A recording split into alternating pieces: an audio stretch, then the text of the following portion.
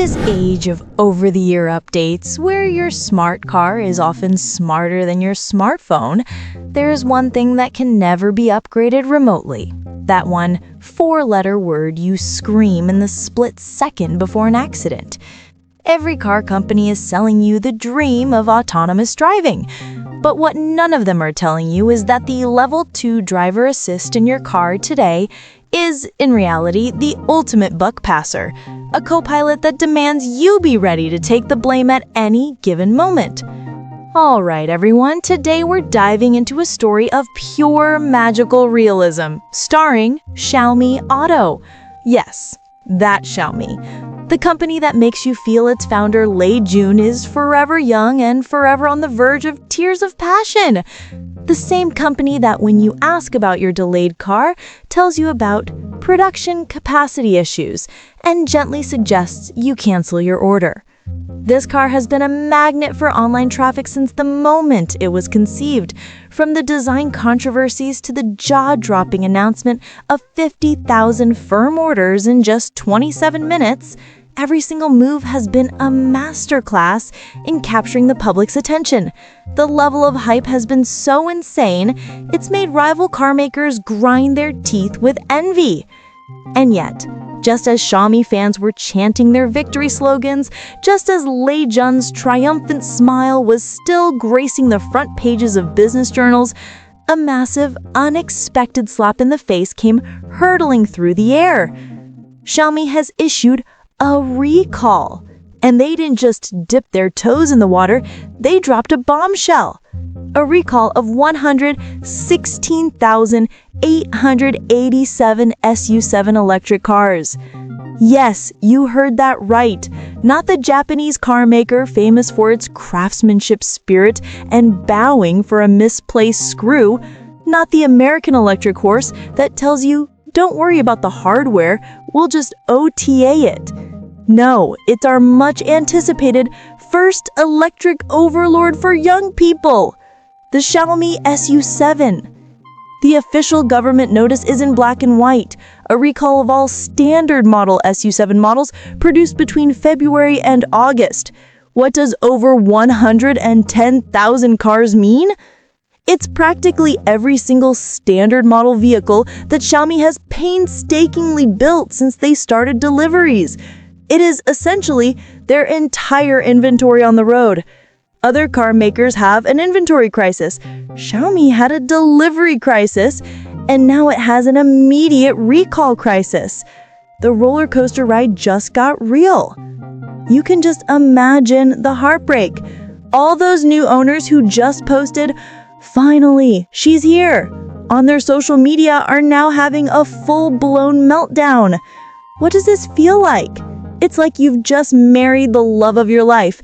You're standing under the champagne tower, basking in the congratulations of your friends and family, and then the officiant suddenly clears his throat and announces that due to a slight misreading of the prenuptial health check, it's recommended the newlyweds just cool off for a bit and go get retested. Surprise!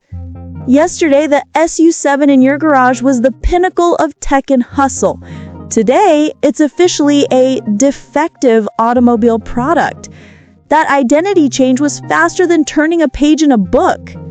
So what was the catastrophic flaw that required a remote medical consultation for over 110,000 cars?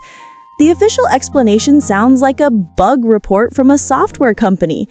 It states that the Level 2 Highway Pilot Assist function may have insufficient recognition, warning, or handling capabilities in certain extreme special scenarios. Let me translate that for you. It means that while you're cruising down the highway with driver assist on, humming a tune, if a stalled truck or a bizarrely shaped obstacle suddenly appears ahead, your smart Xiaomi car might react a half second too late. Or it might just see it as thin air and proceed to give it a passionate, high-speed kiss. Another scenario is when a car in the next lane cuts you off aggressively. The SU7 system might just get fuzzy-brained, failing to react smoothly and thereby increasing the risk of a passionate collision. That sounds pretty serious. After all, intelligent driving is a key selling point for any new car today. And to find out that your brand new tech-filled vehicle might drop the ball at a critical moment is, to put it mildly, unsettling. This is the definition of black humor. At the launch event, Lei Jun spoke at length about how incredible Xiaomi's smart driving system was, boasting about its adaptive cruise control and lane keeping assist. It was sold as an electronic co-pilot, there to correct your bad driving habits. And now they're telling you that this co-pilot sometimes has bad eyesight, that in weird lighting conditions it might freeze up, that at the critical moment it might be taking a nap. This is like buying a robot vacuum that claims to cook and clean, only to discover that it sometimes confuses the kitchen with the bathroom and might just try to scrub your pots with the toilet brush. Of course, Xiaomi's PR response was lightning fast. This is a company born of the internet, and they have mastered the art of the quick apology. They immediately assured users that this is not a hardware problem. No need to drive to a service center and wait in line. The fix will be delivered via an OTA, an over-the-air software update, free of charge. This is the genius of modern auto PR. A recall can be framed not as a failure, but as an upgrade. One approach makes you feel like you bought a piece of industrial waste. The other makes you feel like, wow, my car is constantly evolving. What a great value. It is the art of language, and every other car maker should be taking notes. But is it really that simple? The term OTA update has become a get-out-of-jail-free card for EV companies. From a laggy infotainment screen to major adjustments in the braking system, everything can be fixed with an OTA. The upside is obvious. A car is no longer a static machine, but an intelligent terminal that can be continuously improved. The downside is just as stark. It gives car makers the courage to adopt a launch now, patch later philosophy. The first batch of owners are no longer just esteemed early adopters. They are, in effect, paid beta test engineers. They are using their own money and their own personal safety to debug immature technology in real-world conditions. This is, in essence, a mandatory update for a public beta. Those extreme special scenarios, those are the edge cases that weren't fully covered during internal testing. And this isn't even the SU7's first software-related recall.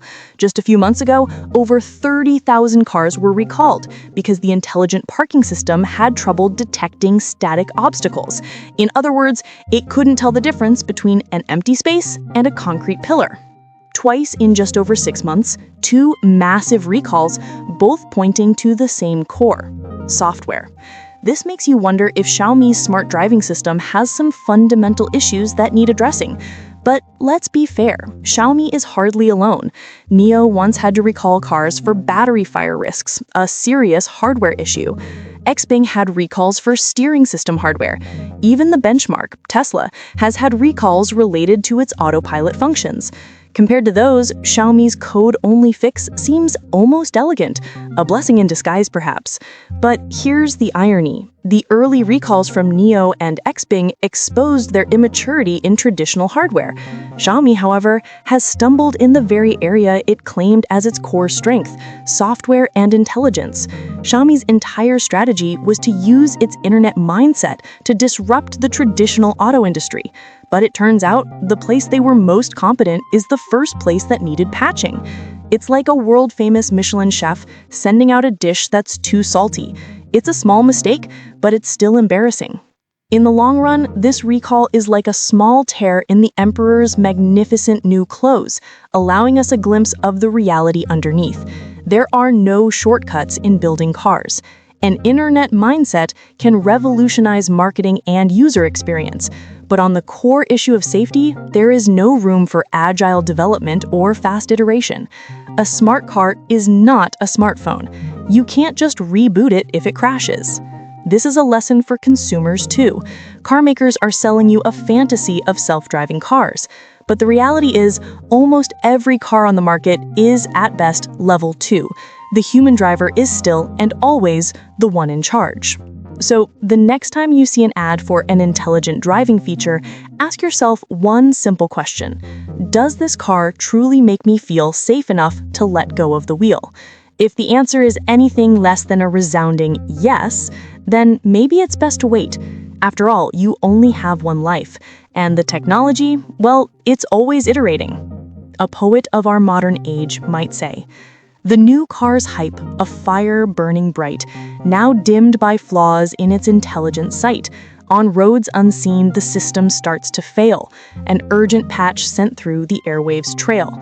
Twice recalled, the owner's trust now frayed, a marketing dream by reality betrayed.